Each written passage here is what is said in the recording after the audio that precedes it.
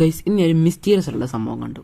അതായത് നമ്മുടെ CJ, അതായത് കാറൽ ജോൺസന്റെ ഗ്രേവ് GTA 5. അപ്പം നമുക്ക് വീഡിയോയിലോട്ട് പോവാം.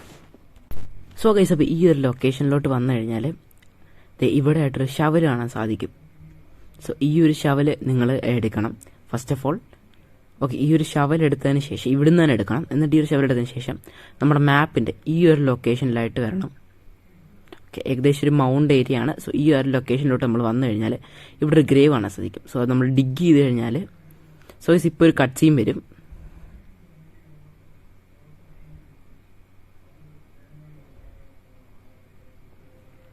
ഓക്കെ, ഈ ഒരു ഡിഗ് ചെയ്ത് കഴിയുമ്പോഴത്തേന് നൈറ്റ് ആവും. സോ ഗൈസ്, അപ്പം നിങ്ങൾക്കൊരു ഫ്ലാഷ് ലൈറ്റ് എടുക്കണം. എന്നിട്ട് നിങ്ങൾ ഈ ഒരു ഫ്ലാഷ് ലൈറ്റ് എടുത്തിട്ട് ജസ്റ്റ് ഇത് ഇവിടെ ഒരു ഗ്രേവ് കാണാൻ സാധിക്കും. ഓക്കെ, ഈ ഒരു ഗ്രേവിലോട്ട് നമ്മുടെ ഫ്ലാഷ് ലൈറ്റ് അടിച്ച് നോക്കിക്കഴിഞ്ഞാൽ കാണാൻ സാധിക്കും ഗൈസ്.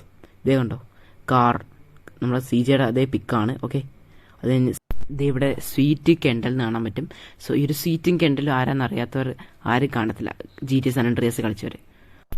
സോ ഗൈസ്, അപ്പോൾ ഈ ഒരു ഗ്രേവിൽ ഇറങ്ങിക്കഴിഞ്ഞാൽ നമുക്കൊരു കീ കിട്ടും ഗൈസ്. ഒരു സേഫ് ഹൗസ് അൺലോക്ക് ആവുകയും ചെയ്യും. സോ ഇതിൻ്റെ പാർട്ട് 2 നമ്മൾ അത് കാണിക്കുന്നതാണ്. അപ്പോൾ subscribe now for the part 2.